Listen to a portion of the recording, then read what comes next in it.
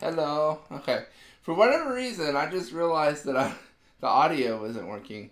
Um, that's really unfortunate. Um, okay. Well, I've restarted the audio, but I'm gonna have to start over from the top, and we should be fine. Um, can y'all hear me now? I just realized that I've been talking to myself because the audio wasn't picking up. If anyone's there, let me know in the chat. Would be great to hear from everybody. It looks like we've got one viewer right now. So I'm going to start over because clearly I wasn't paying attention to my audio.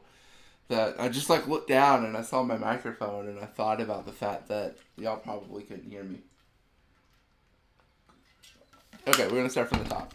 So, today we're going to talk a little bit about using the smart home to help your grandmother, grandfather, elderly family members, whether that be your parents, your grandparents, whatever. A lot of senior adults these days are wanting to do what's called aging in place, which is basically they want to live independently for as long as possible. They want to live on their own. They want to have that privacy and that independence. And I'm going to show y'all today how you can use the smart home to help your elderly family members or elderly friends, using the smart home to kind of not only help them in life, but also give you some peace of mind, that they, are safe, that they haven't fallen, that they haven't left their house and you don't know where they are, but also allowing them to have their privacy, which is very important. So let's talk a little bit about some devices that are really good for senior adults. The first one that I would mention is a smart lock. Smart locks are amazing because you don't have to remember keys or worry about forgetting your keys or leaving your keys somewhere. Most smart locks just have a touchpad where you can put in like a 4-digit code. Most locks you can have a different code for different people, so then you as the caregiver or the family member can know kind of who's coming and going, who's, if you want to make sure that Uncle Billy isn't coming over to see Grandma for whatever reason, you can use different codes for different people if you're kind of in a family situation like that. It's also great for seniors because then they can use a voice assistant or they can use an app to lock or unlock the door. If they're, not as mobile, they can't get around as well, and somebody comes knocking on the door, get a smart doorbell. They can use a smart doorbell to see and confirm who's at the door, talk to them, and if it's somebody that they want to let into the house, then they can unlock the door, let them in the door. So a smart doorbell is also another great thing to have. Smart locks are great because you can have them where they automatically lock if it detects the door's been closed and the door's not locked, after like 10 minutes. Or you can set up timers where, at 7 a.m. the door unlocks and at 10 p.m. the door locks, and kind of have that security there for your senior family members. The next thing I want to talk about is automated lighting, or smart lighting as we like to call it. This can be really great for seniors, especially when they have a lack of mobility. They can, turn lights on with their voice, or they can turn lights on in an app, and they don't have to get up and go to a light switch. If you have arthritis, that can be a real problem, trying to get up and move over there and having to deal with a light switch. Using automated lighting is great for that. I use lighting to automatically turn on when I come home. I never have to worry about walking into a dark home. That's great for senior adults because a lot of times when you hear about a senior adult fell or a senior adult, it's usually sometimes has to do with not mobility but visibility, whether they can see, walking into a dark home at 9 o'clock at night. That's probably not the smartest idea for a senior adult. Automated lighting can automatically turn on based on the geofencing on their cellular device. Next thing to talk about, motion sensors.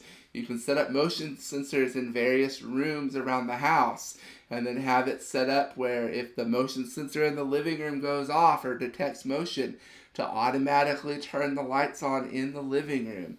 And this way they don't have to walk into a dark room.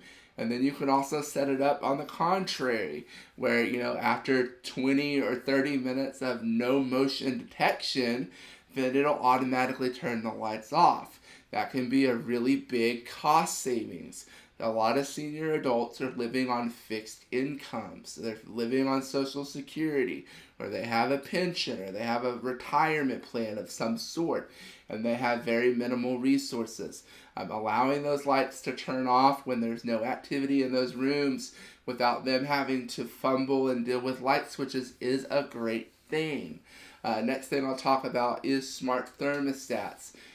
Smart thermostats are great because you can set them up and they can use an app to change the temperature. Another great thing to talk about is voice assistants. Voice assistants are a must-have for senior adults, in my opinion, because of everything that you can do with them. You can have your voice assistant turn on and turn off lights. You can adjust the temperature on the thermostat with your voice. You can monitor a camera if you have a smart display.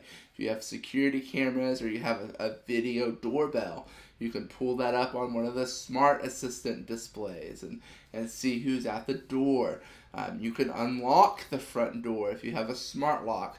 A lot of those voice assistants require some sort of PIN code. So, someone can't just say, Google or Madame A unlock the front door. They have to have a PIN code. There's a little bit of security there, which is really nice. If a senior has a robot vacuum, they can ask the voice assistant, hey, have the vacuum go clean the kitchen or clean the living room if you've made a spill on the floor. You can listen to your favorite music or your favorite radio station. A lot of radio stations now have Alexa apps built in where they can, have Madame A, play that radio station. Spotify, YouTube Music, any type of music. Audiobooks. You can have audiobooks played on a smart speaker. You can even, all sorts of streaming services like Netflix and Hulu. A lot of those you can use on smart displays, and using those in a kitchen to maybe pull up a recipe. Maybe they want to cook brownies. They can ask Google or Madame A to give them a recipe for cooking brownies. That can be a really nice thing. You can have it set a reminder to remind you of a doctor's appointment that you have next Thursday at 4 p.m. You can have it, announce an hour before, hey, remember, you're supposed to be at the doctor. You can do those kinds of things.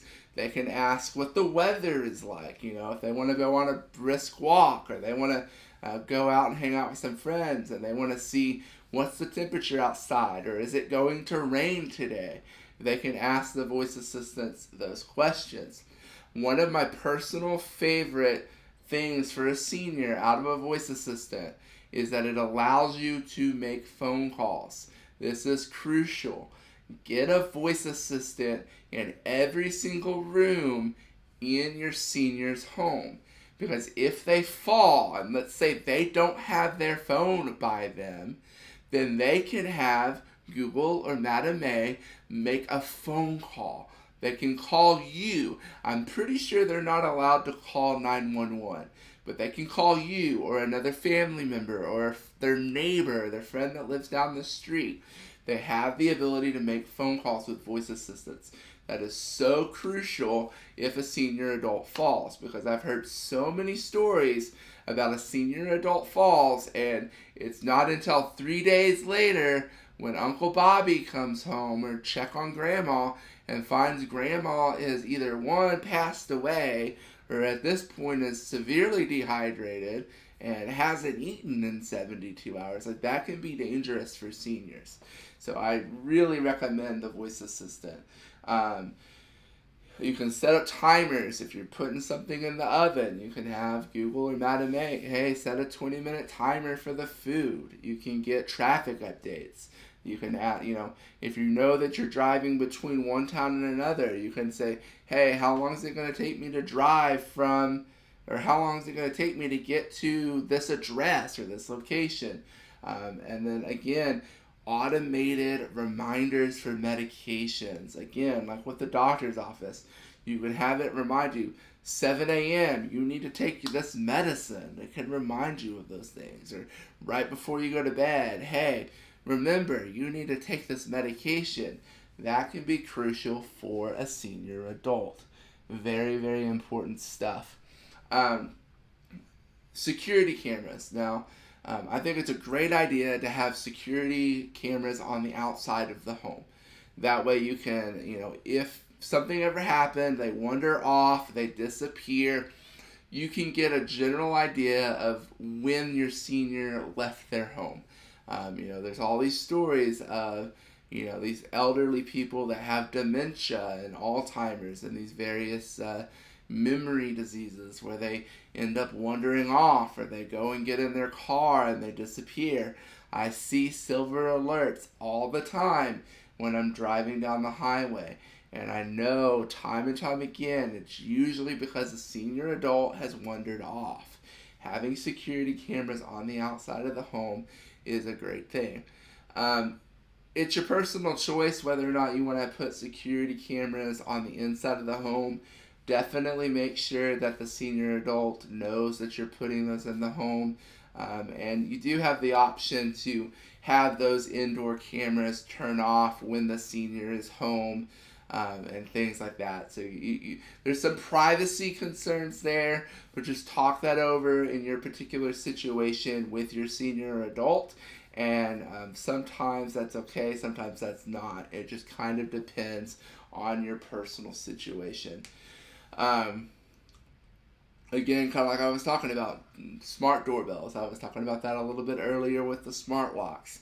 They can look on their app. They can see how they get up the door. You're starting to see how the smart home kind of helps them not have to be as mobile as they begin to lose those abilities, and it allows them to be more independent for longer. That can be a great thing for a senior adult. So my last little bit here, and I know this was going to be a short stream. I didn't really plan on it being that long because it's just kind of short, sweet, to the point. But with Alexa specifically, you can have the drop-in feature where you can chime in onto a particular Echo or a particular, Madame A device, and you can check in on your elderly adult.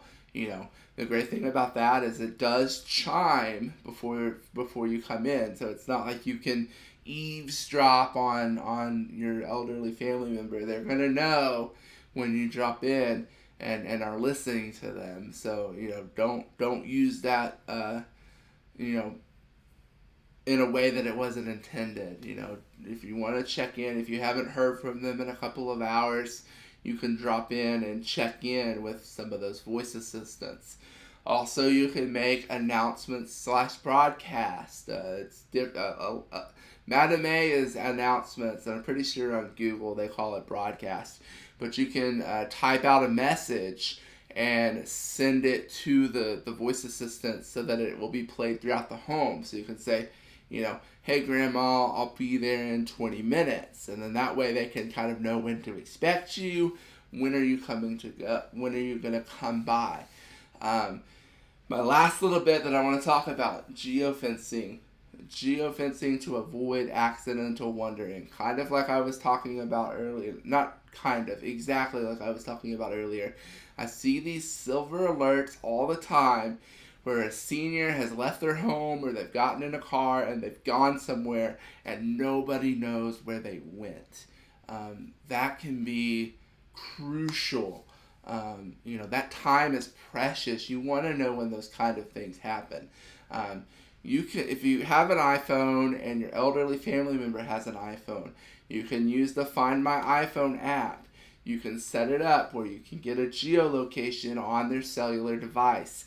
Even even with Find My iPhone app, you can set up notifications when a device leaves a certain area or a certain home, so you can be notified when that individual leaves. And if they haven't told you that they're planning to leave, then you can call them, check in on them, make sure that everything's okay. You can even pull it up on your phone with the iPhone anytime to just verify, hey, they're still at home, they haven't left. If you have Android, it's a little bit trickier. You can use if this then that to set up if Android phone location moves outside of this area, then send an SMS or a text message to your phone number. So you can get those notifications.